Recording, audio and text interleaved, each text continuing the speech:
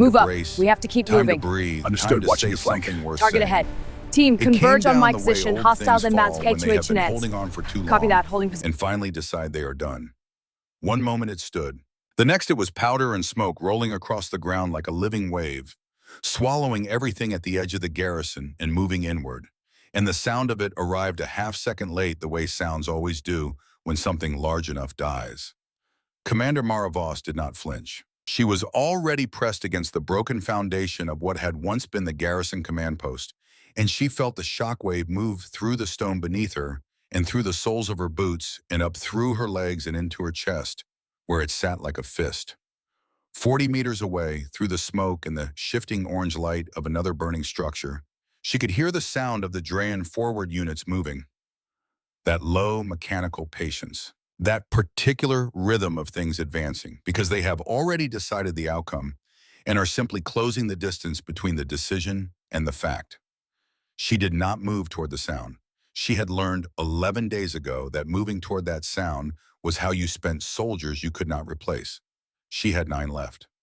9, where 42 had stood on the morning the Drawn first appeared in orbit above Vareth 6. 42 soldiers in her garrison unit, most of them seasoned, a few of them not, all of them people she had watched eat bad rations and complain about equipment and laugh too loud at things that weren't that funny, the way soldiers do when they are trying to hold something ordinary in place against the weight of where they are and what they are waiting for. She knew all of their names. She had made a point of learning them the way you make a point of carrying a spare power cell, not because you planned to need it, but because the kind of person you wanted to be in a crisis was the kind who had prepared for one. 33 of those names now belonged to the dead. 9 belonged to soldiers still breathing within 20 meters of her position. She could hear them without looking. Oren's steady, deliberate movements to her left, his breath controlled and even despite the field wrap around his arm that had gone brown with dried fluid 3 days ago and that he had declined to have replaced because there wasn't enough of the wrap left to justify it. Kale, the youngest, somewhere to her right, his breathing faster than it should be but still contained, still held in check by whatever it was that made him a soldier, despite the fact that nothing about his face had suggested it when he first walked into the garrison 14 months ago, with the look of someone who had applied for something by accident and been accepted before he could correct the error. The others she could not hear individually, but she could sense their collective weight, the specific density of a small group of people compressing themselves against rubble and waiting to find out if this was the moment or merely another moment before the moment. 11 days. 11 days of the sky turning the color of old fire, of the ground moving beneath her like something alive and unhappy, of counting what she had and measuring it against what was coming and finding every time that the numbers did not balance. 11 days of sending reports into the communication network and receiving responses that said less and less until they said nothing at all. 11 days of watching the star map on her terminal as the icons representing friendly ships went dark one by one, until the display looked like the aftermath of a power failure rather than a tactical overview of a defended system. She checked her energy cells. 1 full, 1 at roughly 22%. She set the partial cell aside and loaded the full one. Around her, the 9 survivors of what had been the Varath 6 garrison were doing the same quiet arithmetic, counting what remained, measuring it against what was approaching, making the numbers work in their heads because making numbers work was the only thing they could still control. Oran reached her side without standing, moving through the rubble with the low fluid economy of a soldier who had spent 3 decades learning how to stay alive in places that were trying to kill him. His left arm was held close to his body. His right hand held the communicator. His 4 eyes, the distinctive double set that marked him as Varathi, were flat and still in the way they went when he had moved past fear and into the colder territory on the other side of it. He did not announce himself. He did not need to. She had known he was coming before she heard him. Fleet confirmation, he said. His voice did not shake. It had not shaken once in 11 days, and she had noticed this and filed it as one of the few constants she could rely on. 3rd Fleet Group has been silent for 6 hours. No distress signal, no final transmission, just silence. Mara looked at the communicator he held toward her. The star map showed the Varath 6 system in monochrome detail. The cluster of red markers, drawn fleet signatures, moved through the orbital grid with the slow patience of something that owned the space it occupied. There were no green markers left, not one. Civilian shelters, she said, still sealed, 7,000 inside. The deepest sections are reinforced well enough to survive continued bombardment. He paused, not because he was uncertain, but because what came next required a moment of its own. They will not survive what follows the bombardment. She knew what he meant. She had known it for days. When the drone stopped shelling, they would send ground forces into the ruins to finish the accounting. The drone did not leave survivors on colony worlds that had resisted. Verath 6 had resisted. Every soldier still breathing in these ruins had made that choice with full knowledge of what it would cost, because she had told them exactly what it would cost on the first morning, before any of them had fired a shot, because she believed that a soldier who understood the price was worth more than a soldier who was still waiting for the invoice. She thought about the 7,000 below the ground. She thought about the children among them. She thought about how they would hear the shelling stop and believe that silence meant safety. She stopped thinking about it. How long until their ground units reach us? Less than an hour. Their forward elements are already at the outer perimeter. Oron looked toward the northern end of what had been the colony's main road. Through a break in the smoke, the advancing drain formation was visible. Wide, steady, unhurried. They have full orbital control. Their forward units have superior numbers and armor. They are not moving quickly because they do not need to. Mara pulled herself up just enough to confirm what he had described. She looked for 2 seconds, which was long enough to see everything she needed and short enough to avoid giving anyone at that distance a target worth shooting at. Then she lowered herself back against the foundation. 9 soldiers. We hold the shelter access points, she said. Everything we have, everything we can reach, positioned on the 3 reinforced hatches. No soldier moves from position without my order. It was not a plan in the way that plans are supposed to be, layered, contingent, built on assumptions that have been tested against reality and found to hold. It was a statement of what she intended to do with the time that remained, which was the only kind of plan that made sense when plans had run out. Oren nodded. He had served beside her for 9 years. He had expected nothing more and nothing less. What neither of them said, in the way that people who trust each other deeply do not need to say certain things aloud, was this. 8 days ago, Mara had received a response to the distress signal she had transmitted on day 3 of the siege. The response had come from Lion Mas, senior communications officer at the Ver-Alliance Sector Command, relayed through what was left of the orbital relay network before that too had gone silent. It had been brief, formal, and final. It had said, in the precise administrative language of a body that had run out of resources and was in the process of deciding which losses to accept, that the signal had been received, that command was aware of the situation at Verath 6, and that reinforcement units were not available at this time. Hold position. Continue resistance where possible. Report status when able. She had read it 4 times. Then she had deleted it from her terminal. She had not told her soldiers. She had thought about it for most of one night while the bombardment continued and the ground shook and the fire on the eastern quarter painted the underside of the clouds orange. And she had decided that a soldier fighting because there was still something to protect would fight longer and harder than a soldier fighting in the knowledge that they had been calculated as acceptable loss by someone who would never set foot in these ruins. They deserved to fight for a reason rather than in the hollow knowledge that no one was coming. It was the hardest decision she had made in 11 days. She had made harder decisions than that before. Not many, but some. Oren knew. She had told him because she needed one person in these ruins to know, so that if something happened to her, someone would understand why she had made the choices she had made and would be able to account for them honestly. He had listened, and he had looked at her with those 4 eyes that had seen more combat than most people twice his age, and he had said nothing for a long moment. Then he had said, "You are carrying that alone." "Yes," she had said. "Good," he had said, which was the answer of a man who understood command. She had never been more grateful for him. Now crouched in the rubble of what her garrison had spent 11 days defending, she watched the smoke from the fallen eastern wall continue to drift southward on the morning air, and she did the final accounting in her head. 9 soldiers, 1 full energy cell apiece, most of them, and fragments of a second. The shelter access points were 400 meters south across broken ground. The Drayan forward units were less than a kilometer north and closing. She had done the math before. She had done it every morning and every evening, and several times in between, and it had never balanced. She had decided sometime around day 6 that the math was not the point. The math was what you consulted when you had options. When you had only one thing left to do, you did not need math. You just needed to still be capable of doing it. Mara. It was Kyle. The youngest soldier in what remained of her unit, barely past his first service year, a boy from the agricultural settlements in the southern quarter of the planet who had joined the garrison for reasons that had seemed important to him then and now probably felt very far away. He still flinched at sudden loud sounds when he thought no one was watching. She had watched him work through that flinch every day for 11 days, suppressing it, swallowing it, refusing to let it show on his face. She had found that quietly remarkable. He was looking up, not at the smoke, not at the road, not at the advancing Drayan formation to the north. He was looking at the sky. She followed his gaze.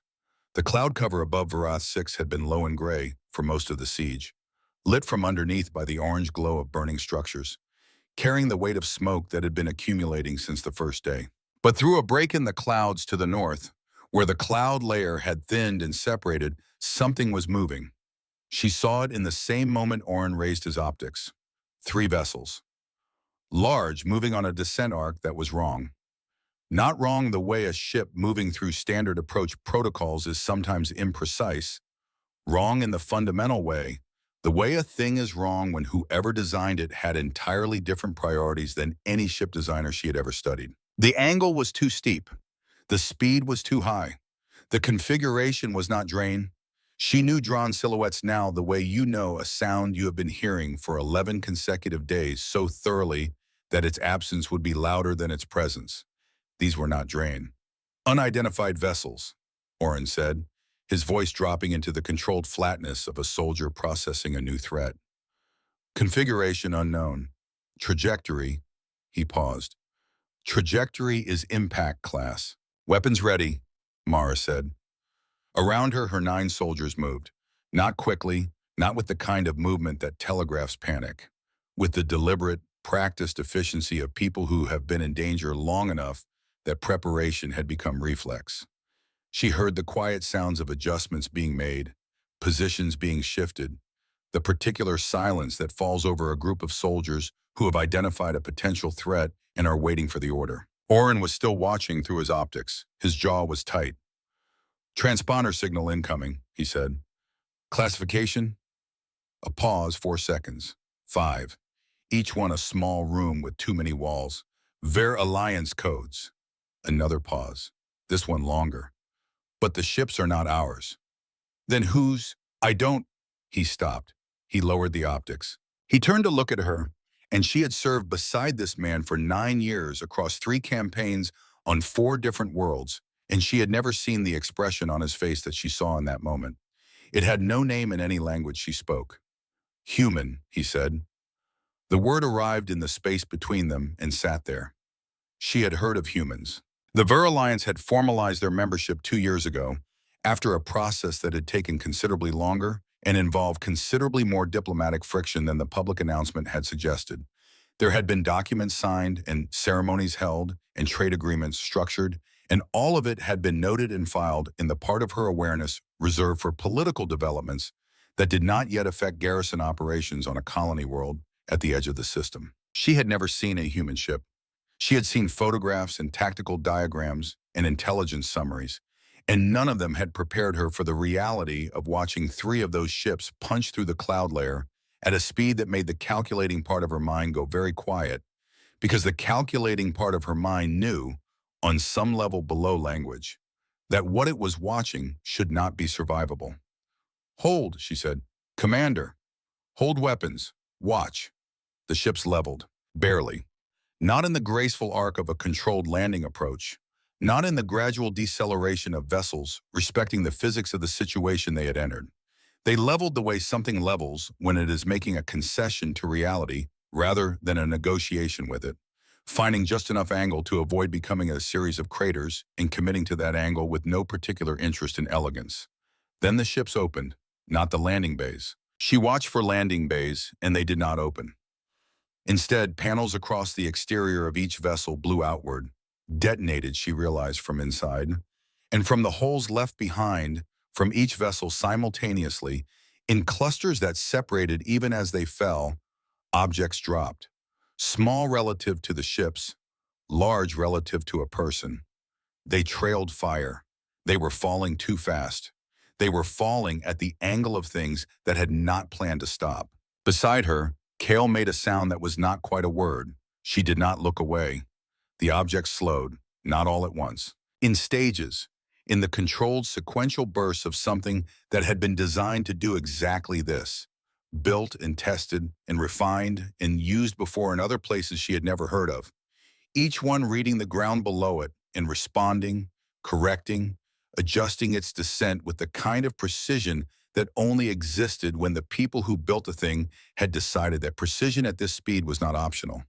They spread as they fell, the clusters separating into individuals, each one finding its own line, covering an arc across the northern approach to the colony that was wide enough to matter. Some came down in the rubble fields on either side of what had been the main road. Some hit the road itself. Some dropped into the open ground between the ruins and the Drayan forward line. Each one hit the ground with a sound that she felt more than heard.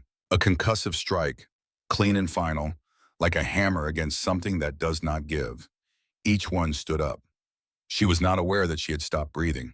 She became aware of it approximately 4 seconds after it had happened, when her body reminded her that this was not optional, and she drew breath without looking away from what she was watching. The northern approach was filling with figures, upright, bipedal, covered in armor that absorbed the morning light rather than reflecting it, dark in a way that seemed active rather than passive, as if the armor itself had made a decision about what it wanted to do with photons. Each figure stood the instant its feet found the ground, not pausing to orient, not waiting for some internal system to confirm that the landing had gone correctly. Standing and then moving in what felt like a single continuous gesture rather than two separate actions. Moving north, toward the drain line. "How many?" she said. Orrin had the optics back up. His voice when he spoke had the quality of a person reporting something they are simultaneously still processing. "More than 200 in the first wave. The ships are repositioning for another pass." He tracked something with the optics. "They are not stopping. Commander, they landed 30 seconds ago and they are not stopping." She watched them move. Her 20 years of tactical experience reached for a framework and did not find one. Not because what she was watching was chaotic. It was the opposite of chaotic. It was the most structured thing she had seen in 11 days. But because the structure did not resemble any doctrine she had been trained to analyze. There was no establishing of position, no building of a forward line, no consolidation of the drop zone before advance. They had landed in a combat zone and treated it as if the landing and the attack were the same single action, rather than two distinct phases, as if stopping between them would have been not merely inefficient, but philosophically incorrect. Her communicator chimed. She looked at the screen. An incoming signal on the Veralliance emergency frequency, text auto-rendered from whatever language the sender used into Verath script, fast enough that the translation was slightly rough at the edges. It said, "Verath 6 Garrison, hold your position. Do not fire on our units.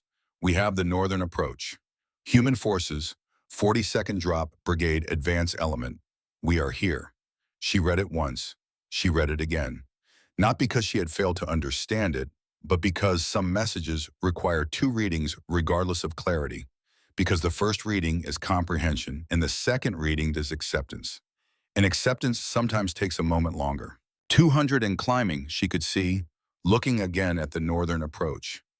More pods still falling from the ships above, which had completed their repositioning and were coming around on another pass, steady and deliberate in their high orbit, like patient things that have work to do and intend to finish it. She looked at Kale, who was looking at her with the expression of someone who had been braced for one specific outcome for 11 days and was now being asked to entertain the possibility of a different one, which required a kind of internal recalculation that his face had not yet caught up with. She looked at Oron, who was watching the northern approach through the optics with the expression she recognized from 9 years of partnership, the expression of a professional paying very close attention to something that was doing its job better than he had expected. She looked at the 7 remaining soldiers of the Verath 6 garrison, who were watching her in the way that soldiers watch a commander when the situation has changed faster than doctrine covers, and they are waiting to find out what the new thing is.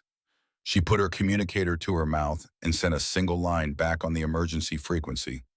Verath 6 garrison, confirmed. We hold the shelter access points.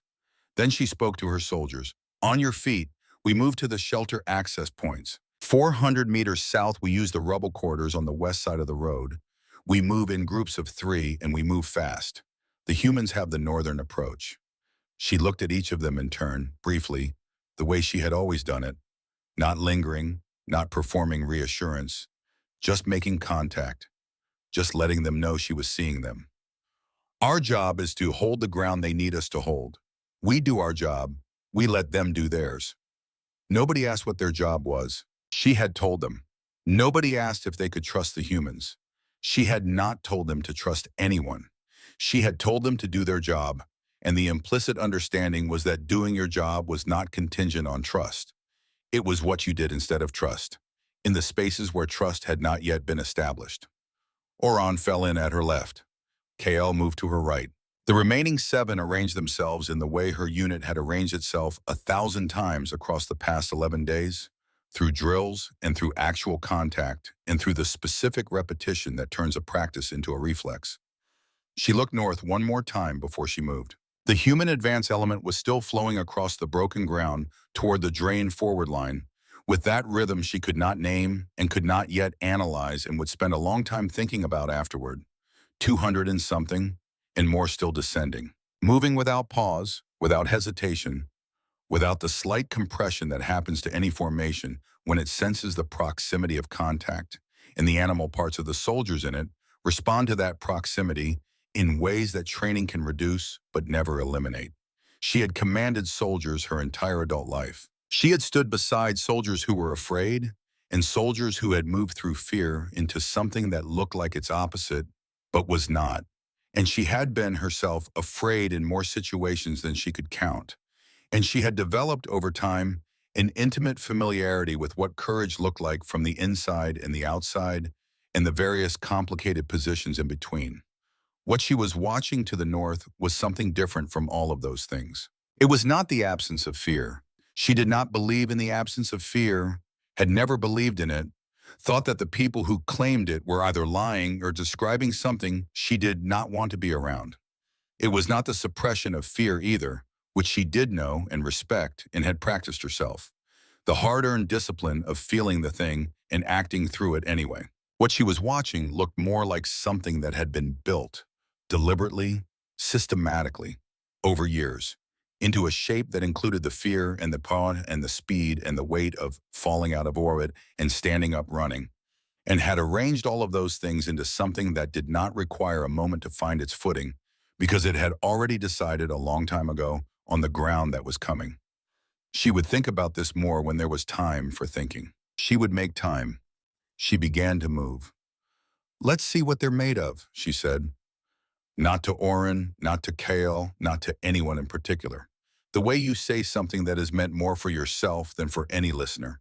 A checkpoint, a declaration of intent, the particular private language of a person who runs on information and who has just been given information of a new and significant kind. She moved south through the ruins of her colony, 9 soldiers behind her. The sound of 200 humans running north toward the drain line that had been winning for 11 consecutive days. The sky above her still orange from the burning of everything that had not already finished burning, and somewhere below the ground, 7,000 people who did not yet know that the answer to a signal sent 8 days ago, without any expectation of a reply, had just fallen out of the sky and stood up. She moved, and she did not look back, and she did not slow down, and the smoke closed behind her like a curtain. Above her, the human ships held orbit, patient, steady, still working. The shelter access points were three reinforced hatches set into the bedrock of the colony's southern quarter, disguised under debris that had accumulated over 11 days of bombardment until they looked like everything else in these ruins, which was to say, like something that had been destroyed. Only someone who had memorized the original construction schematics would know to look for the slightly different texture of the rubble above them, the way it had settled at angles that suggested a solid surface underneath rather than open ground. Mara had memorized the schematics on day one. She reached the first hatch with her three group ahead of the others by 40 seconds, cleared the debris from the locking mechanism by hand, and confirmed the seal was intact. Green indicator. Still holding. The same for the second hatch 30 meters south. The third was partially obscured by a collapsed structural beam that had not been there 2 days ago, and it took Oron and two others 4 minutes to shift it, working without words because the words were unnecessary and the time was not. All three hatches sealed. All three indicators green. 7,000 people below the bedrock, breathing recycled air, waiting for a signal that had not come. She posted her soldiers in overlapping positions covering all 3 points. Sight lines intersecting. No dead ground between them. No angle from which an approaching force could reach any hatch without first being visible from at least 2 positions.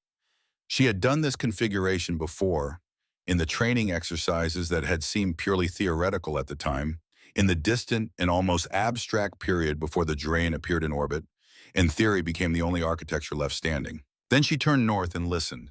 The battle was loud in a way that was entirely different from 11 days of orbital bombardment. The bombardment had been percussion, enormous, rhythmic, directionless, the sound of a force that did not need to aim because the target was an entire world. What was happening to the north was structured, concentrated fire, then movement, then fire again from a position that had not existed 10 seconds earlier. The sound moved. It relocated. It came from one direction, and then, before the ear had fully registered it, from another and sometimes from 2 directions simultaneously in a way that should have indicated chaos but did not, because beneath the movement there was a coherence she could feel even at this distance. The humans were not holding a line. They were flowing. Through her optics, at the edge of her visual range, she could see fragments of it. The advance element moving through the Drain outer formation, not around the flanks, but through the center. A concentrated wedge that did not slow when it hit contact but accelerated through it, spreading outward from inside the formation like a force that had been compressed and was now releasing in all directions simultaneously. The drawn units on the flanks were responding, shifting their formation, trying to close the breach, bringing heavier weapons to bear on the edges of the human advance. And then, the edges were not where they had been. She watched a human soldier, she would later learn the name Breck Waller, would practice the sound of it until it came naturally, lead the point of the wedge with a precision that looked unhurried even at full sprint. Every movement had the quality of a decision that had already been made before the situation requiring it had fully arrived, as if he was operating slightly ahead of real time, processing the geometry of the space before entering it and moving through it the way you move through a room you have already memorized. She watched, and she understood what she was seeing, and she stored it. Her communicator chimed. Text on the emergency frequency, rendered in rough Verath script. Commander Voss. Waller, Human Forces Advance Element. We are pushing the Drain line toward the northern ridge at grid reference 7. Need your units on the shelter access points. Do not let Drain ground forces circle back to the civilian sectors. Can you confirm? She looked at the message. Waller, the figure she had been watching cut through the drone formation, was also composing communications mid-engagement, issuing requests for coordination across units simultaneously while managing a direct assault against a fortified position. Oran was reading over her shoulder. He said nothing for a moment. Then very quietly, in the tone he used when something had genuinely surprised him, and he was trying to be precise about describing it, he is doing several things at once. Yes, she said, at the same time. I noticed. She keyed the reply. Confirmed, shelter access points are held. 3 hatches, 9 soldiers, overlapping coverage. What else do you need from us? The reply came in 11 seconds. Nothing yet. You'll know when I do. She put the communicator away. To her right, Kale was watching the northern engagement through his optics with an expression she recognized from his face specifically, the expression of a young soldier who has accepted a particular version of the world and is now watching that version be replaced in real time by something he has no existing category for. He was not afraid. He had moved past afraid somewhere around day 7. What he was now was something more complicated than afraid. He was recalibrating. She understood it. She was doing the same thing with more practice at concealing it. Specialist Colt Harlan appeared at her left without sound. She had been a soldier for 20 years. She had worked with trackers, with scouts, with soldiers who had spent entire careers learning how to move through contested terrain without being detected. She was good herself, better than most, and she had trained the ability to perceive approach as seriously as she had trained anything else. She had not heard him coming. Not a footstep, not a displacement of loose rubble, not the brush of armor against a broken surface. He was simply not present, and then he was, crouched beside her with the economy of movement of someone who had made that transition 10,000 times and had stopped thinking about it. His armor was lighter than what she had seen on the main advance element, more equipment attached to the helmet, sensors she did not recognize extending from the chest plate, eyes behind the visor that moved in small, rapid, continuous sweeps as if they were running their own independent assessment of every variable in every direction simultaneously. "You're the garrison commander," he said. His translation device rendered the words in flat varath, grammatically correct and entirely without inflection. "Yes," she said. "Voss." "Harlan." He pointed northeast toward the collapsed storage facility at the edge of the colony's industrial quarter, 300 meters from the nearest shelter hatch. 40 drain infantry, moving through the debris field on the far side of that building. They will come through the structure in approximately 8 minutes, and they will come fast because they expect no defense on this approach. She looked at the building. She had looked at it many times in 11 days and had always filed it as secondary. The angles from her positions were wrong for it. The approach had offered too obvious from the north. But from the east, coming from outside the garrison perimeter, using the collapsed sections as cover. From the east, it was a clean approach to the southern shelter hatch that bypassed every position she had set. She saw it immediately. She felt the specific cold that comes when a tactical problem presents itself fully formed. But she looked at the 40's movement in her mind and something else caught. She raised her optics and studied the approach corridor Harlan had indicated. "What is their formation?" she asked. Harlan looked at her, a brief assessment. "Tight center. Perimeter elements close in. They're not spread for a firefight." She lowered the optics. The cold became something more precise. A unit in flanking attack spread wide, used the terrain, pushed out its edges to maximize threat coverage. What Harlan was describing was something different entirely. A formation built around a protected interior, around something at its center that was not a weapon but a cargo. An escort formation. Someone inside those shelters was not waiting to be saved. Someone inside those shelters was waiting to be collected. "They're not flanking us," she said quietly.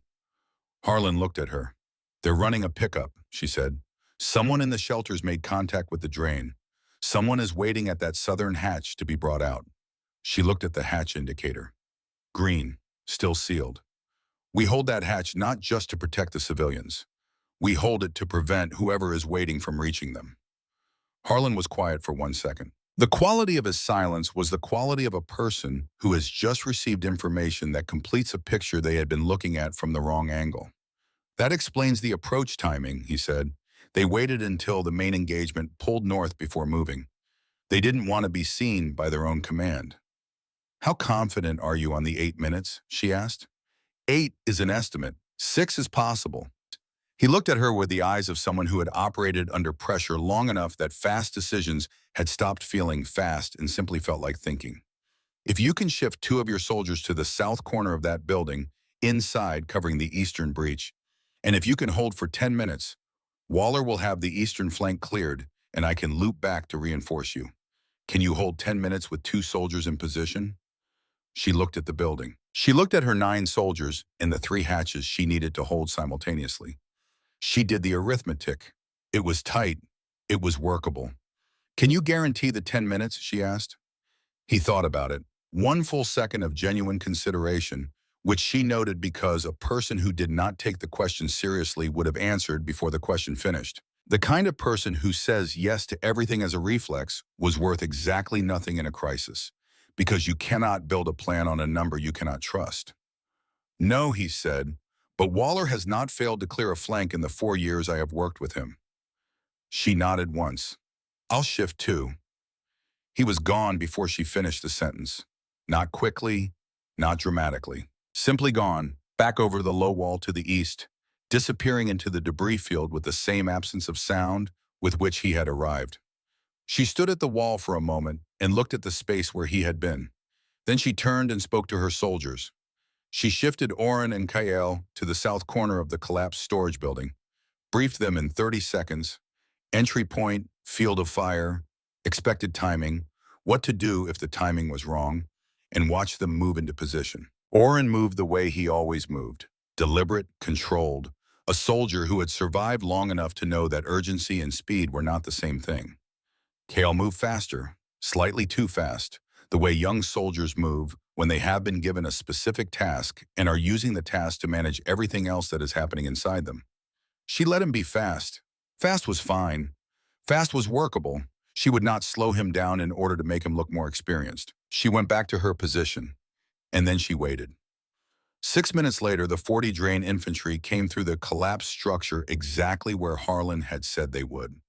They came fast and spread wide initially, but as they passed through the breach, their formation tightened, the outer elements pulling inward in the protective configuration she had read from Harlan's description. The lead elements were already past the building's eastern wall before they saw the 2 Varath soldiers waiting in the south corner, completely still, completely ready, having been there for 6 minutes.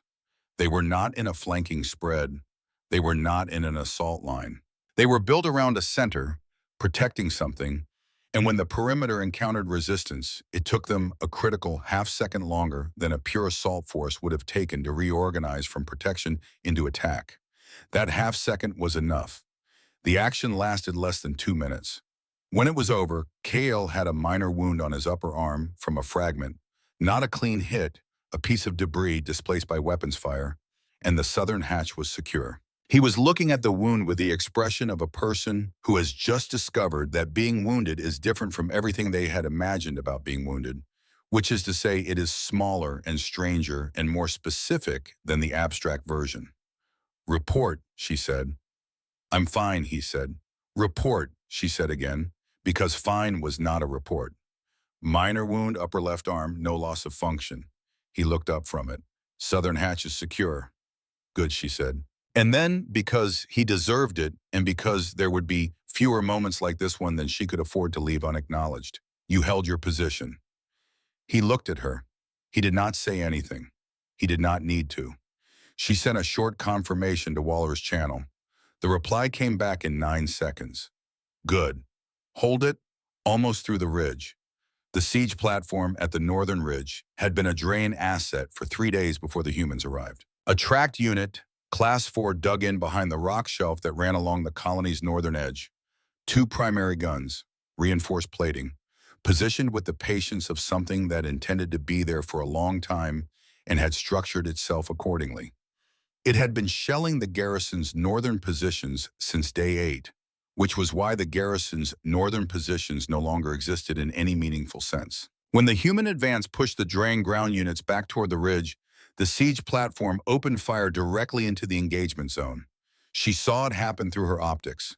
The human advance, which had not slowed once since making contact with the drawn forward line, suddenly went to ground, spread thin, pinned. The entire northern push compressing itself flat against whatever cover existed as the siege platform's guns walked fire through the area with the calm, systematic patience of a weapon that does not need to hurry because it has enough ammunition and enough time, and the things it is shooting at cannot reach it.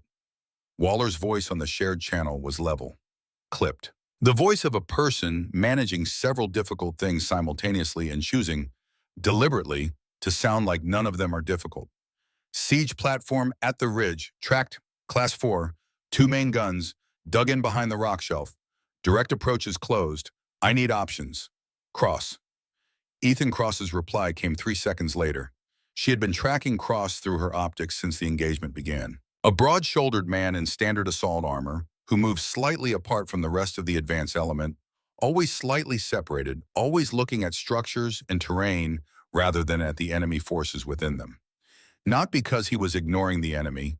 She had watched him engage twice with the kind of efficiency that suggested his mind could run multiple processes simultaneously, but because his primary analysis was the physical world rather than the people in it. He saw buildings the way other soldiers saw formations. He read ground the way other soldiers read faces. "I see it," Cross said on the channel. "The rock shelf is sitting on a secondary fault line from the orbital bombardment. There are stress fractures running beneath the platform's western track. A shaped charge against the base of the shelf will bring the entire face down on top of it." A pause. 12 minutes to reach the position, 3 minutes to place the charge. "I need the advance element to maintain pressure on the ridgeline. If the drawn units pull back from the rock face before I'm in position, I lose my approach cover." Waller did not hesitate. "Do it." Then on the channel, something she had not expected. "Voss," Waller's voice directed at her specifically, "I'm assigning you tactical command of the southern sector. Your judgment on the shelter approaches. My people in that zone follow your lead. Confirm." She looked at the communicator. Oran was watching her, a man she had never met, who had been on the ground for less than 30 minutes, who was simultaneously managing a direct assault, coordinating a demolition run, and maintaining pressure on an entrenched position. That man had just assessed the southern sector and found her the right person to hold it. Not out of courtesy, not out of diplomatic gesture. Out of pure tactical calculation, delivered in the same clipped voice he used for everything else. Because to him, it was simply the most efficient allocation of the resources available. She understood in that moment something about how these people thought.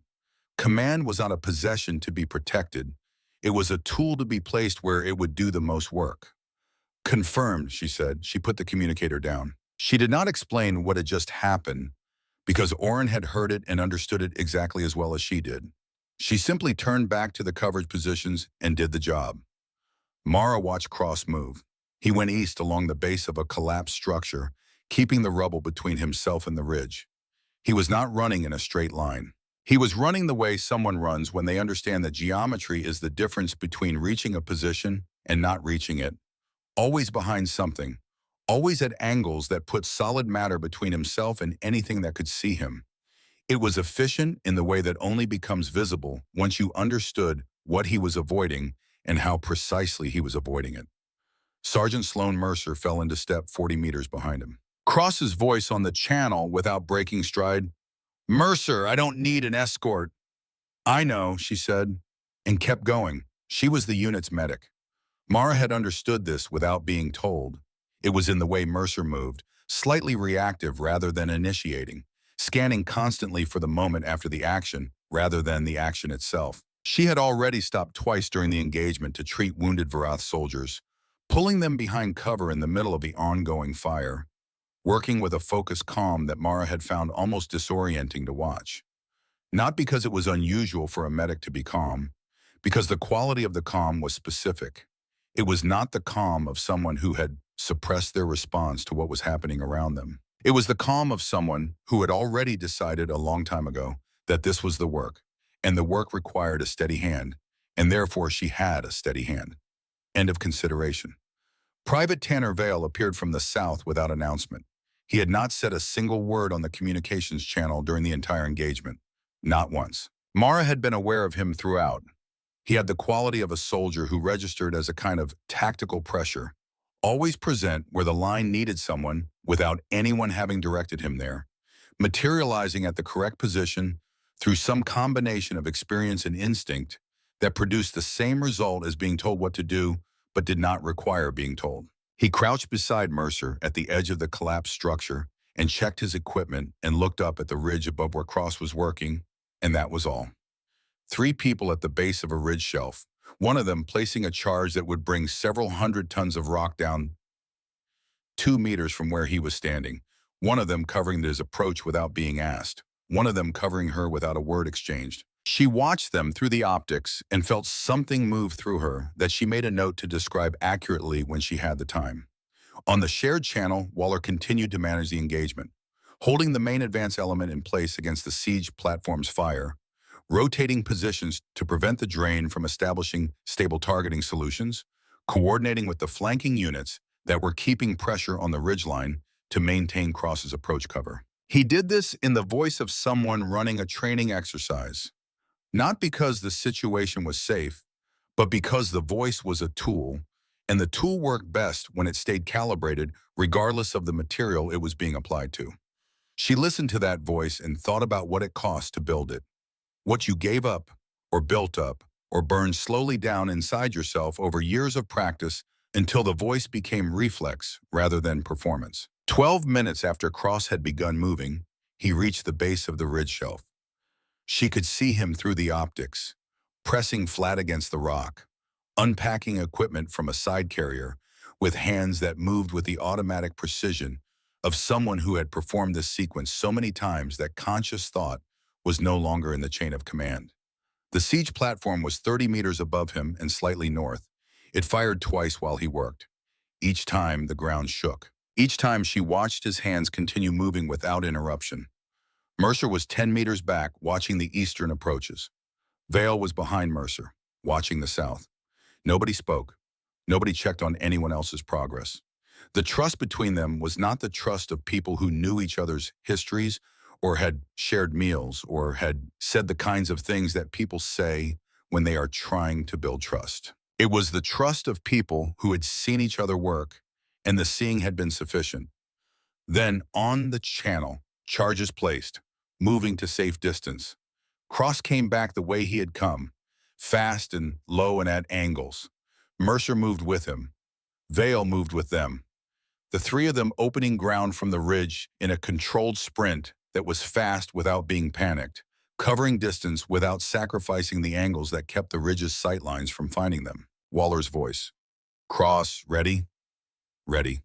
All units, pull back 30 meters, now. She told her soldiers to brace. She pressed herself against the foundation of the hatch position and looked north through the optics and waited. The detonation was quieter than she expected. A sharp crack, not a boom, not the percussion of the bombardment, not the reverberant concussion of something explosive announcing itself. A precise sound, a sound with a specific job. Then the rock face moved. It tilted, slowly at first, with a grinding that built from somewhere deep in the earth as the weight above the broken fault line committed to the direction the charge had given it, and then faster as more mass entered the fall, and then it was not tilting anymore but coming. The entire shelf releasing in a single coherent mass that hit the ground with a sound she felt in her chest and her teeth in the base of her skull simultaneously. The dust went up like a slow wave. She did not move. She held her position and watched the dust rise and spread and begin, after a long moment, to settle. Where the ridge shelf had been, there was broken rock. Where the siege platform had been, there was broken rock on top of broken rock, 40 meters deep, the platform's outline somewhere underneath it, in pieces that would not fire again. The silence that followed was the first real silence she had heard in 11 days. Not the silence of a pause in the bombardment. Not the 30-second quiet that had felt like a wound because it was only ever 30 seconds. A different silence, the silence of something that has ended. Waller said on the channel, quietly, "Advance," and the human line went forward. She found Orrin beside her without having heard him arrive. He was watching the northern engagement through his optics, his four eyes moving in the slight, independent way they moved when he was processing multiple fields of vision simultaneously, which was one of the few biological advantages of his species in combat situations, and one he used without ever drawing attention to it.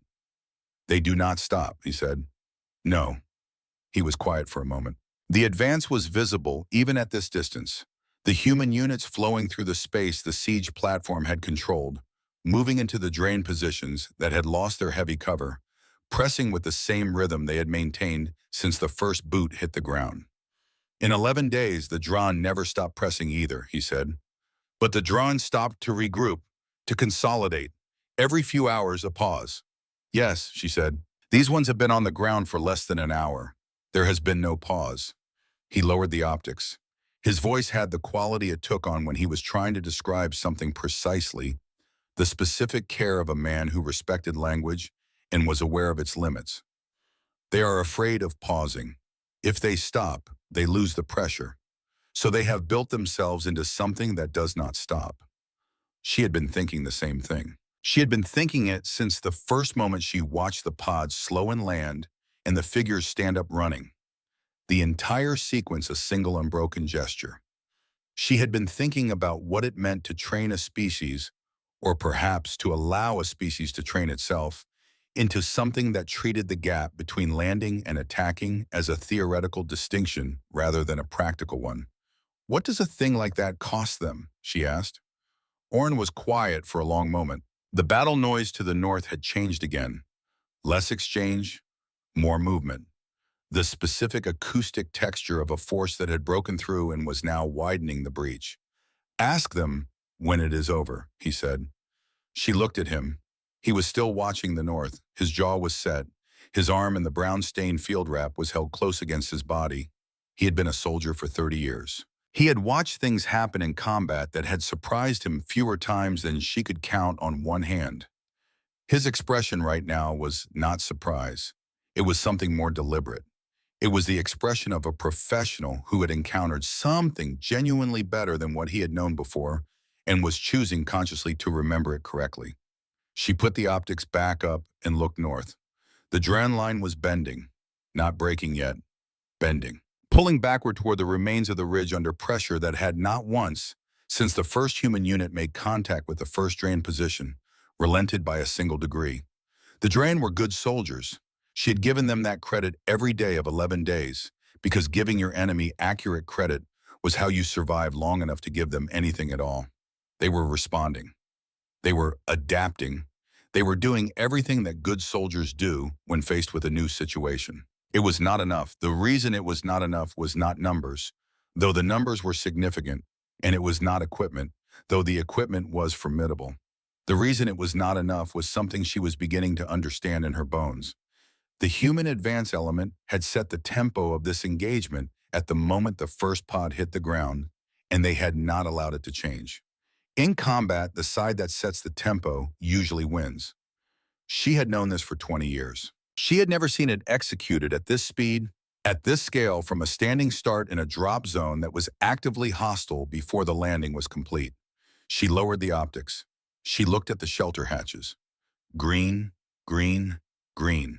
She looked at her 9 soldiers positioned and holding, watching the north, watching the east, watching the angles she had assigned them to watch. She looked at the communicator in her hand and the short message from Waller, almost through the ridge, and thought about the fact that he had said almost rather than nearly or soon, which told her something about how he thought about distance and time and the relationship between them. She breathed. It was a full breath, the kind you take when, for the first time in a long time, you have a reason to believe that the next breath will also be available. She did not allow herself more than that. The axis points were still exposed. The battle was not over. The accounting was not finished. But she breathed, and she let the breath be what it was. Orrin put his hand on her shoulder, briefly. Not a gesture of comfort exactly. He was not a man who made comfort gestures, and she would not have wanted one. It was an acknowledgement. The specific, wordless communication of 2 soldiers who have stood in the same ruins for 11 days and have just watched something arrive that neither of them had expected, that has changed the calculation in a way that neither of them has fully processed yet. He took his hand away. On the channel, Waller said, "Advance." She looked at her soldiers. "All Varath units," she said, "with them." The drain line did not break all at once. It bent first, the way a structure bends before it fails. Not collapsing, but compressing. Units pulling inward toward each other as the pressure from the north increased and the options for responding to it decreased. She had watched this happen to her own line on day 4 when the Dran had pushed through the eastern quarter and her forward positions had begun consolidating toward the garrison center in 1s and 2s and then in larger groups. The terrible acceleration of it, the way a withdrawal that begins as a tactical adjustment becomes something else entirely if the pressure behind it does not relent. The pressure behind the Dran did not relent. She moved north with her 9 soldiers through the ruins of her colony, using the rubble corridors on the western side of the main road because the main road was no longer a road in any meaningful sense, was now a feature of the landscape rather than a route through it, interrupted by craters and collapsed structures and the accumulated debris of 11 days of bombardment that had reorganized the colony's geography according to principles other than the ones its architects had intended. She moved with purpose, not recklessly, with the particular focus of a soldier who has learned to read ruined terrain and has internalized that reading to the point where the navigation happens slightly below conscious thought, freeing the upper layers of awareness for the things that required them. To the north, the battle noise was changing. Less exchange, less of the concentrated fire and repositioning that had characterized the engagement since the first human unit made contact. More movement, more pursuit, the specific acoustic shift that happens when a defensive force stops defending and starts running. When the organized resistance of a formation becomes the individual urgency of soldiers trying to find a direction that is not toward the thing pressing them. The Draen were running. Not all of them. Not yet. The professional core of any force is the last to break. And the Draen had a professional core. She had spent 11 days on the receiving end of it and had no illusions about its quality. But the outer formations, the units that had been on the flanks and in the secondary positions, the soldiers who had lost their command structure in the first 10 minutes of the engagement to a targeting priority she was only beginning to understand, those were running. And where the outer formations ran, the center would eventually follow. She had seen it happen to her own people. She had sworn, standing in the rubble on day one, that she would not watch it happen again. She had not imagined that the next time she watched a line break, it would be the enemy's. The civilian shelter hatches were behind her now, secured, her 3 positions confirmed holding as she moved north. She had left Iran in command of the access points, not because she doubted her other soldiers, but because Iran was the only person in her unit whose judgment she trusted to make the call she might need made if something went wrong while she was out of position. He had looked at her when she told him and said nothing, which was his way of saying everything. The main road opened ahead of her through a break in the collapsed structures, and she stepped into it and looked north and stopped walking. The scale of what had happened was visible now in a way it had not been from the access point positions. The drain forward units that had been advancing on the colony when the human ships appeared, the wide, steady, unhurried formation she had watched through her optics from the Garrison Command Post Foundation, the formation that had seemed 2 hours ago like the final sentence of a story that had already been written. Those units were gone from their positions. The ground they had occupied was occupied now by human soldiers in dark armor, standing and moving through the space with a particular quality of people who have taken something and are now in the process of understanding what they have taken. More than 200 had come down in the first wave. She looked at the ground they held. She looked at the ridge to the north, where the rock shelf had been and was no longer, where the siege platform was buried under 40 meters of broken stone. She looked at the far hills beyond the colony perimeter, where the drawn withdrawal was visible as movement, the faint, scattered motion of units that had stopped moving with purpose and were now moving with urgency, which were not the same direction at all. She breathed the air and it tasted of smoke and broken stone and the particular chemical signature of weapons that had been fired continuously for 2 hours.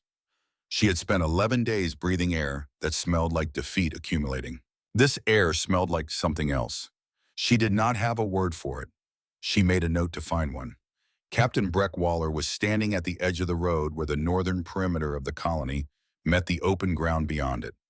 Standing, not moving, not on his communicator, not issuing orders or receiving them, or managing the 17 simultaneous processes she had watched him manage for the past 2 hours without apparent effort. Just standing, his helmet was held at his side. She saw his face for the first time. He was younger than she had built him in her mind from his voice on the channel. She had constructed, from that voice and from watching him work, a face that matched the voice's authority, something older, more weathered, a face that had been carrying weight for a long time and had settled into the shape of it. The face she saw was younger than that. It had the quality of a face that had spent a long time being tired and had arrived at a kind of equanimity about the tiredness, had decided that the tiredness was not a problem to be solved, but a condition to be inhabited, and had made its peace with that on terms that were apparently sustainable. He was looking north toward where the drain withdrawal had disappeared over the far hills. He was not watching them go with anything she could identify as satisfaction. He was watching the way a soldier watches the end of a contact, cataloging, assessing, filing the information for the briefing that would eventually be required.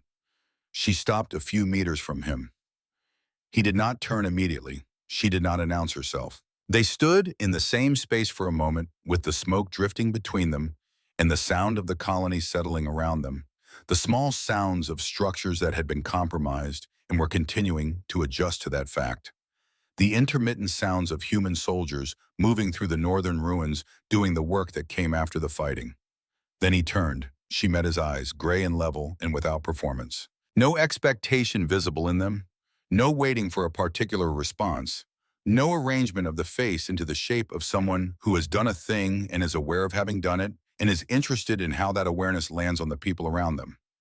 He was simply present in the moment, looking at her the way a person looks at someone they are meeting for the first time and intend to take seriously. She did not know the appropriate gesture for this moment in his culture, or in any culture that included what had just happened. There was no word in her language for what was owed to a person who came from the other side of the galaxy and fell out of the sky for strangers.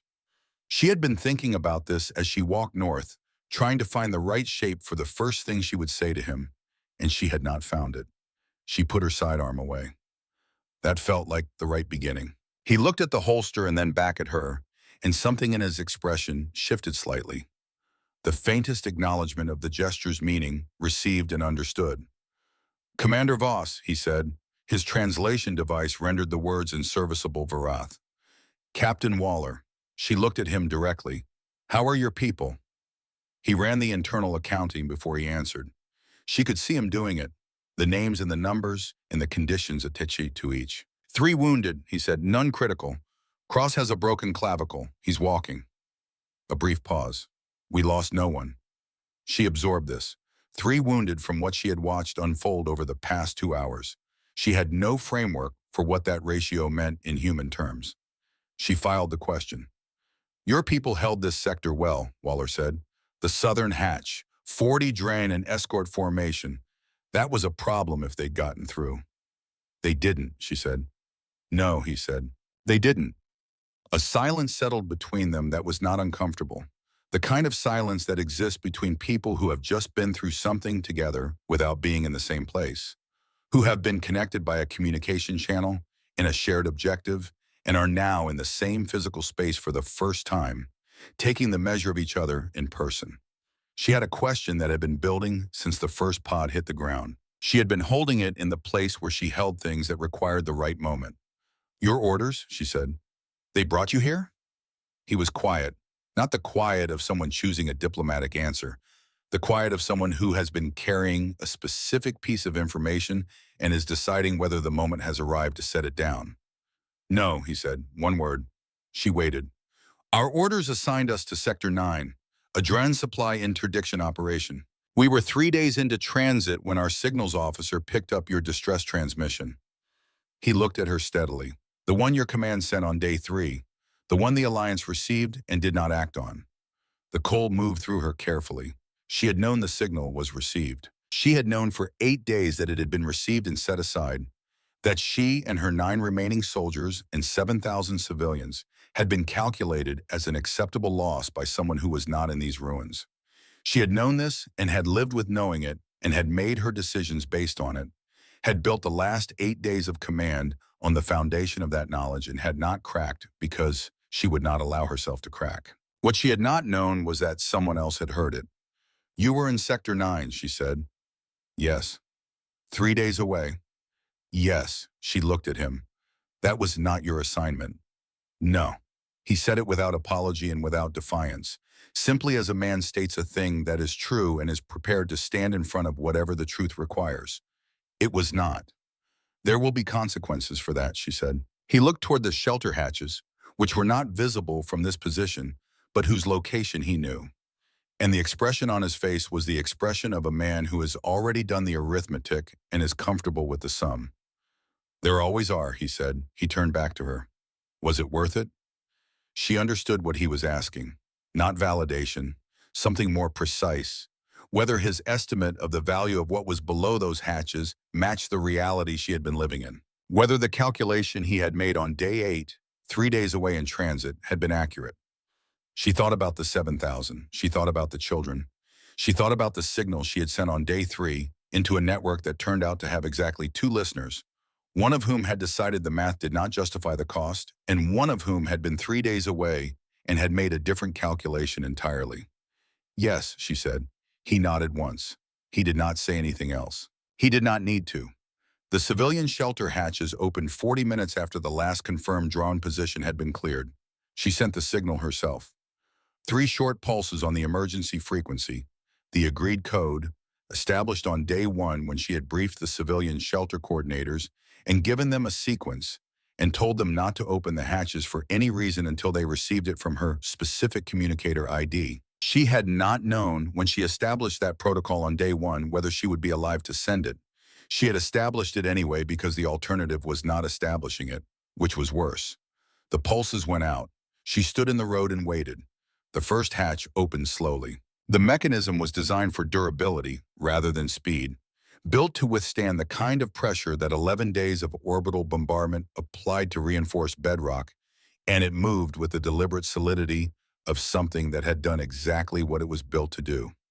The second hatch opened 30 seconds later. The third took slightly longer. There had been debris shifted back over it during the fighting, and from the sounds that preceded the opening, someone inside was working the manual release. Then people began to come up, not rushing. That was the first thing she noticed. She had imagined, in the abstract way that you imagine things when you are 11 days from being able to see them, that 7,000 people emerging from sealed underground shelters would emerge urgently, would come up with the compressed energy of everything that had been held in place for nearly 2 weeks.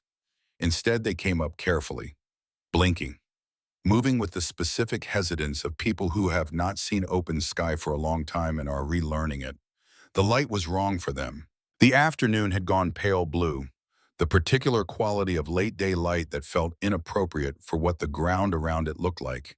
And they came up into it and stopped and looked around and tried to reconcile the ruins with the colony they had descended from on the first day of the siege. She watched their faces.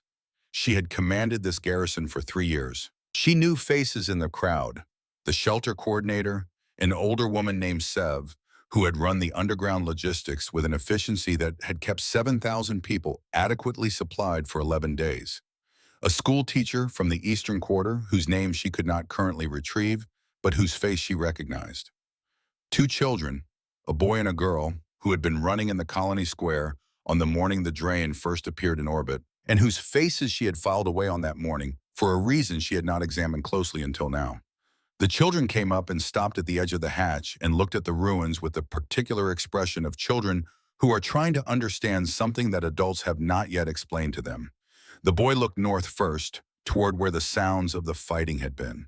The girl looked south toward the shelters, as if trying to find the path back to something familiar. Then the girl saw Sloan Mercer. Mercer was 20 meters away, sitting on a broken section of wall, tending to Ethan Cross's shoulder with the calm, focused attention she applied to everything. Cross was sitting straight, not leaning, because leaning would have put pressure on the broken clavicle in the wrong direction, and he was watching a point in the middle distance with the expression of a man who is managing pain by directing his attention elsewhere. Mercer's hands moved in the steady, practiced way of a person who has done this work so many times that the hands know what to do independent of conscious instruction. She was talking to Cross in a low voice. Not medical procedure, not instructions, just words. The kind of quiet words that give a person something to track that is not the pain. The girl walked toward her, not running, walking with the careful intention of a child who has decided to do something and is fully committed to it. She reached the edge of the cleared ground near the wall and stopped 2 meters from Mercer, who had not yet looked up. Then Mercer looked up. She saw the child and she went still for a moment, not in surprise, but in the specific stillness of a person who has been operating in high-intensity conditions for hours and has just been confronted with something that belongs to an entirely different register of experience and requires a different kind of presence. The shift happened in the space of a breath. The medic's focused efficiency softened into something quieter, more open. The girl reached out and touched the shoulder of Mercer's armor, the dark plate surface, the material that absorbed light rather than reflecting it. She touched it with 2 fingers, the careful exploratory contact of someone testing whether a thing is real, whether it is what it appears to be. Mercer looked down at the 2 fingers resting on her armor. She looked at the face of the child looking up at her. For a moment, neither of them moved, and the moment stretched in the way that certain moments do when everything unnecessary has been stripped away, and what remains is something too simple and too urgent for words to improve on. Then Mercer put one hand out, slowly, and laid it gently on the top of the child's head. That was all. She held it there for 3 seconds, then returned to her work. The girl stood for another moment, then turned and went back toward the hatch, back toward the mall, back toward the adults who were still emerging into the light. She did not look back. She had gotten what she came for, whatever that was, and it had been enough. Cross had watched the entire exchange. The expression on his face had changed from pain management to something unguarded and quiet. The expression of a man who has spent a long time in places where the primary textures of experience are effort and cost and damage, and has just been touched by something from a different set of textures and is sitting with the touching rather than doing anything about it. Mara looked away before either of them looked up. The older official found her by the second hatch. She had been expecting him. She had been expecting him since Harlan had identified the escort formation, since she had understood that the geometry was wrong for a flanking maneuver and right for a pickup, and had held the hatch not just to protect the civilians, but to prevent whoever was waiting from reaching their extraction. He was perhaps 60 years old. The administrative class of Varath 6 wore their age differently than soldiers, softer in the face, carrying their experience in their posture rather than their hands. He had the posture of a man who had made a decision he was not certain was correct, and had lived with that uncertainty for more than a week while underground in a sealed shelter with 7,000 people, which was its own kind of combat. He looked at her, and he did not look away. "Commander Voss," he said. "Administrator," she said. He was quiet for a moment. The sounds of the colony around them, the emergence continuing from the hatches, human soldiers moving through the northern ruins, the distant sounds of machinery being assessed, filled the space between them. "I contacted them," he said. "The Dran, on day 4. I used the secondary relay before it was destroyed." He said it with the flatness of a person who is not making excuses and knows that he is not making excuses and wants that clarity established from the first word. "I told them I would provide the location of the fleet patrol routes and the shelter coordinates, in exchange for a guarantee that the civilian population would be evacuated rather than eliminated when the colony fell." She listened. "They agreed," he said. "I believe them." A pause that carried a great deal of weight. "I was wrong to believe them." She looked at him. His face had the quality of a face that has rehearsed this moment many times in the dark, has tried different versions of it against different imagined responses, and has arrived at the version that is simply accurate, without mitigation, without softening, because the mitigation was not the point. The accuracy was. "You thought you were saving them," she said. "Yes." He looked at the people emerging from the hatches, the children, the families, the 7,000 who had come up into the pale afternoon light and were standing in the ruins of their colony, alive. "I thought if someone didn't act, if someone didn't do something they weren't supposed to do, there would be nothing left to argue about afterward." He stopped. "I thought the math only went one way." She was quiet for a long moment. She thought about the signal she had sent on day 3 and the response that told her reinforcements were not available and that she had deleted and not shared with her soldiers.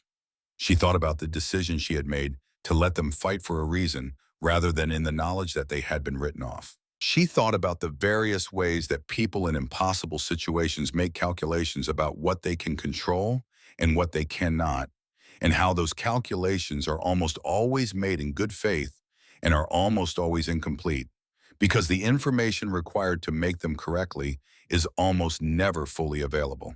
She thought about 3 human ships punching through cloud cover at a speed that should have been unsurvivable. She thought about a man named Breck Waller standing at the edge of the northern road, saying there always are when she told him there would be consequences. 2 people had done something they were not supposed to do in order to save the same 7,000. One of those people had handed critical information to the enemy. One of those people had crossed the galaxy against orders. The difference was not intention. Both had acted from the same place. The difference was what each had understood the situation to require. You tried to save them, she said. So did we. She held his gaze steadily. The difference is we didn't stop. She held his gaze for another moment. Then she stepped past him.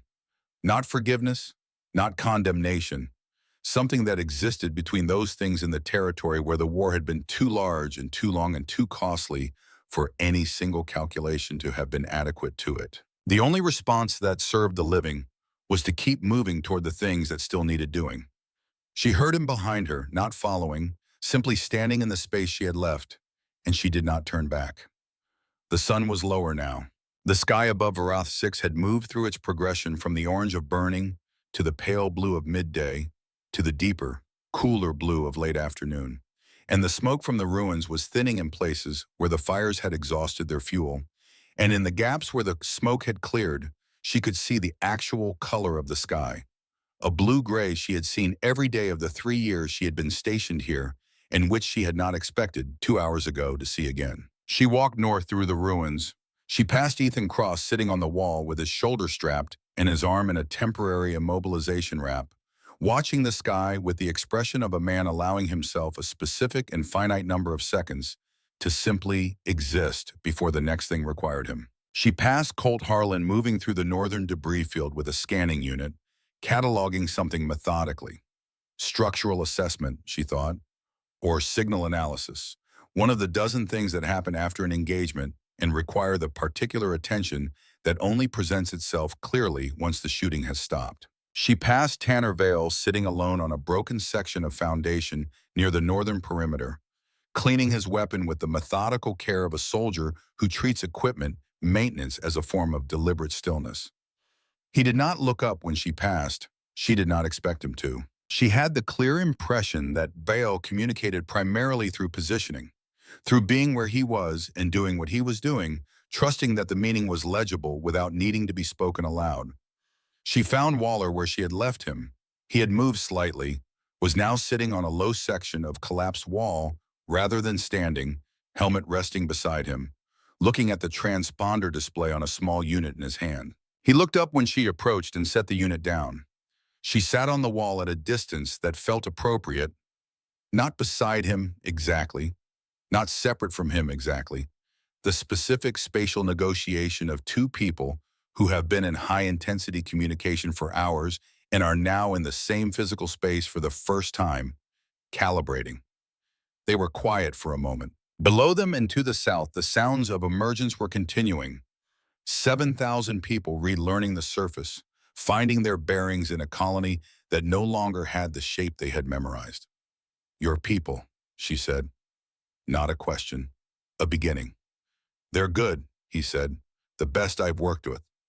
He said it without qualification, with the directness of someone who has reached a conclusion after careful evaluation and sees no reason to moderate it into something more humble than it is. Cross is going to be difficult about the shoulder for a few weeks. Mercer will tell him to manage it.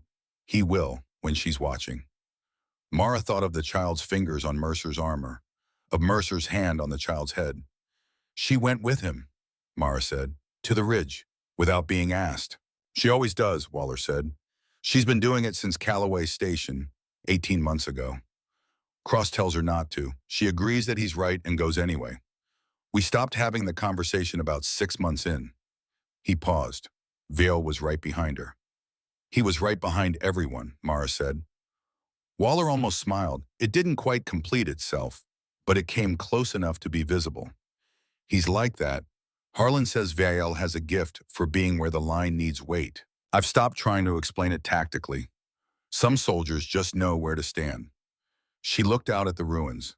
The colony she had defended for 11 days, which no longer looked the way it had on the morning this had all begun, which would never look that way again.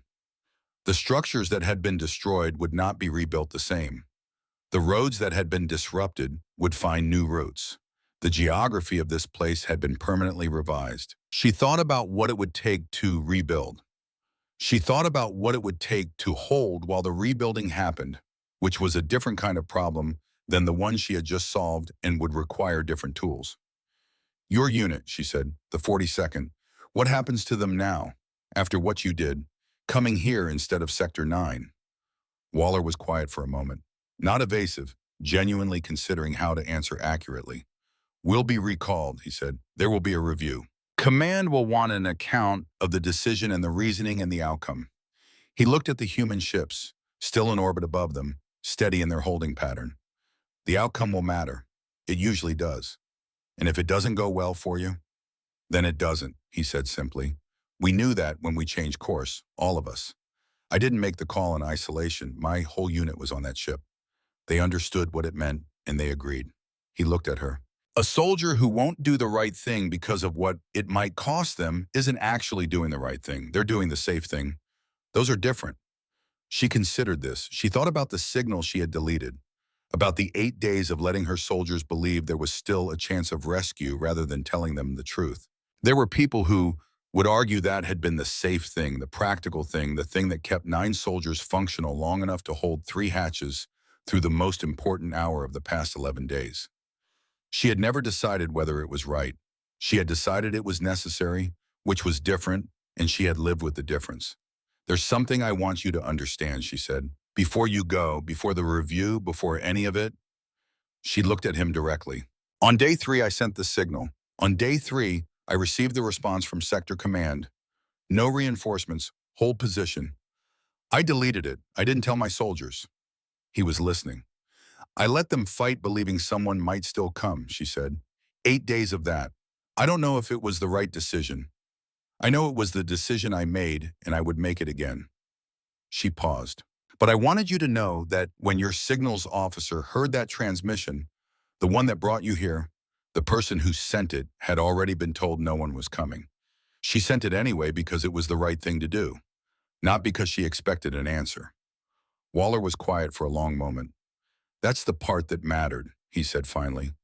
Not that you sent it expecting rescue, that you sent it because it was accurate, because someone might need to know. He looked at her. My signals officer flagged it as a live transmission from an active garrison. 11 days in, still transmitting, still reporting status. That's what made her pull it up. You were still doing your job. She absorbed this. Still doing your job, not hoping, not waiting, just continuing to report accurately into a network that might or might not be listening. Because accurate reporting was what a garrison commander did, and she was still a garrison commander, and therefore she continued. That was what had been heard. The sun was reaching the horizon now. The smoke had thinned enough in the western quarter that the sunset was visible, a strip of deep orange and red along the edge of the sky, the actual sky, the sky she had not seen clearly for 11 days. It was, she thought briefly, a poor choice of color for a sunset given everything that the same color had represented for the past 11 days. And then she thought that the sky was not making choices, that the light was what the light was, and that the same color meaning different things on different days was not a paradox, but simply the nature of a world that continued to exist regardless of what happened inside it.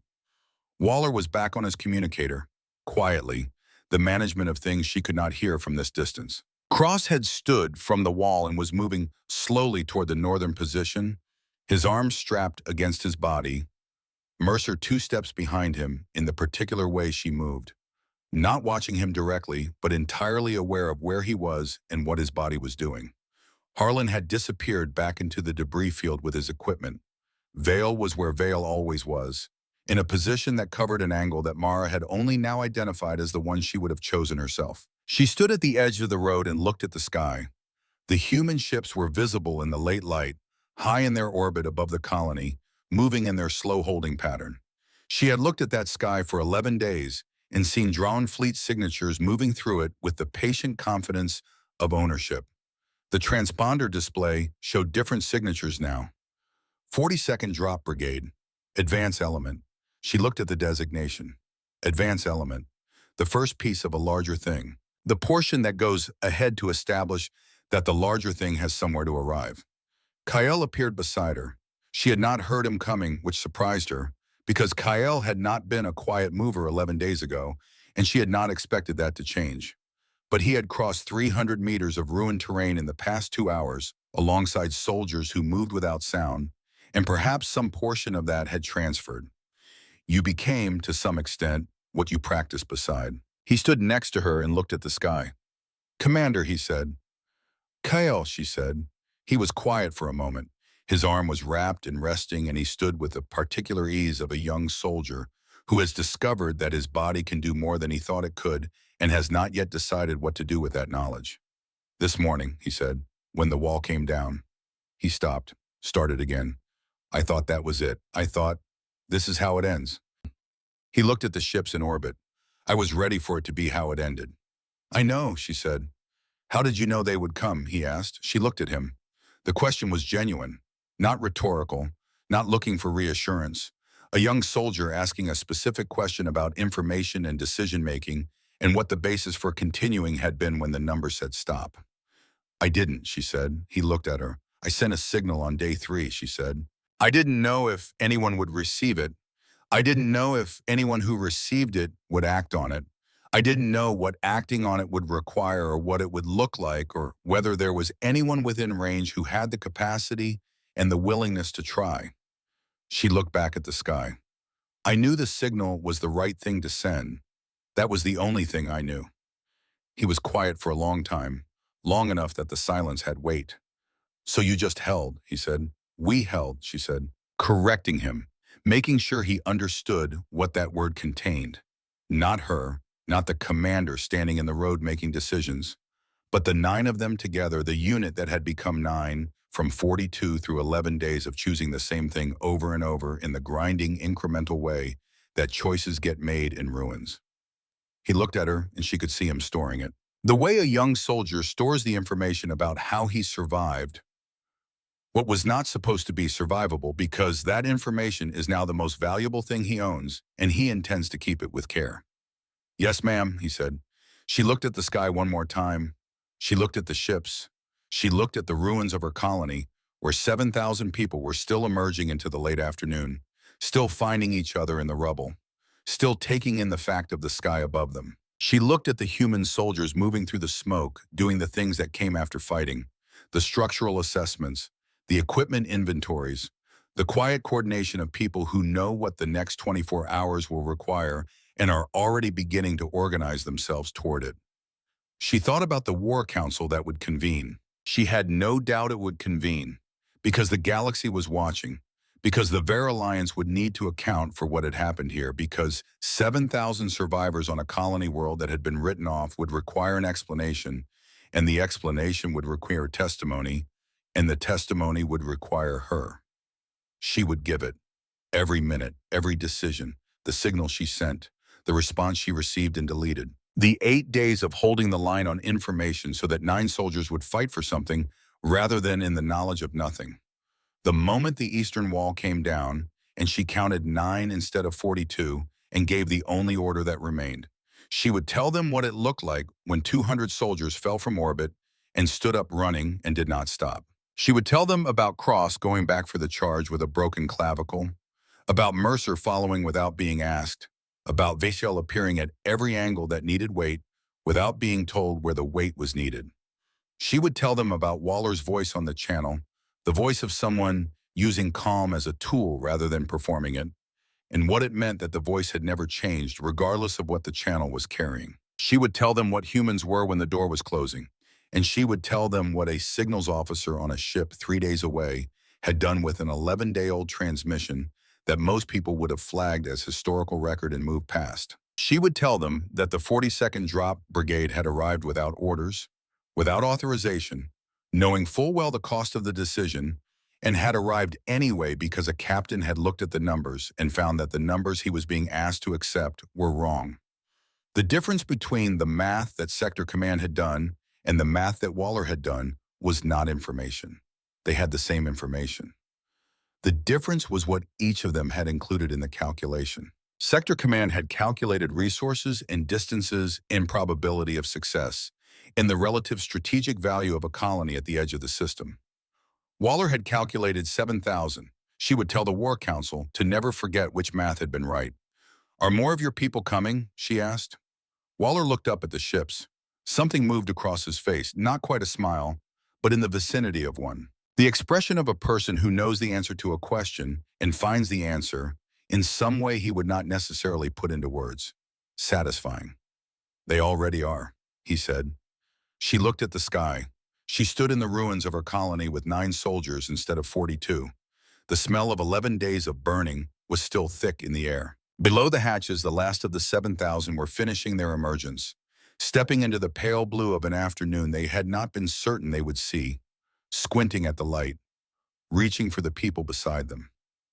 Above her, the human ships held orbit, steady, patient, transponder signals clear on every frequency, 40-second drop brigade, advance element, the first piece of a larger thing. She opened her communicator and she began to write, not the official report.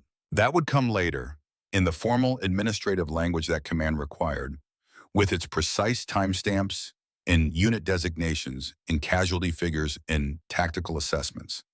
That document would be accurate and necessary and entirely insufficient. This was the other account, the one she would give in her own words to anyone who needed to hear it, to the War Council, to the historians, to every garrison commander on every colony world, at the edge of every system where the drawn math was currently being calculated and coming up short. She wrote about the wall coming down at dawn. She wrote about 9 soldiers where 42 had stood. She wrote about a signal sent into a network that had already answered no, and the decision to send it anyway because it was accurate and someone might need to know. She wrote about what it looked like when the sky opened and 200 figures fell too fast and then not fast enough, and then stood up and ran towards something that had been winning for 11 days. She wrote about what it cost to build something that does not stop. She wrote that the cost it was worth knowing and worth honoring and worth including in every calculation going forward. She wrote the names, all of them. Waller, Cross, Mercer, Harlan, Vale. She wrote them in Varath script with the human spellings beside each one so that no one could claim they did not know who to thank. She wrote about a child's hand on a soldier's armor, and a soldier's hand on a child's head, and how the whole exchange had lasted perhaps 10 seconds and had contained more than most battles she had ever witnessed. She wrote that the 40-second drop brigade had come without orders, and that the orders had been wrong, and that the 42nd had known this and come anyway, and that this was not insubordination, but something that deserved its own word, a word her language did not currently have, and that she intended to petition the council to create. She wrote that Commander Mara Voss, garrison commander of Varath 6, last commanding officer of a unit that had held when holding meant nothing but the daily choice to hold, would stand before anybody that wished to hear her account and would tell them what humans were when the door was closing, and she would make sure no one forgot. The sun finished its descent. The sky above Varath 6 went dark in the deep, clear way. It went dark when the smoke had thinned enough to let the stars through, and the stars came out one by one with the patience of things that have been there all along and simply needed the light to change before they could be seen. Somewhere beyond the far hills, the Drawn were still running and would not stop running for a long time. In the ruins of a colony that should have been a grave, human soldiers moved quietly through the settling dark, doing the things that needed doing next, and the stars came out above them, and the ships held orbit, and the door that had been closing was open.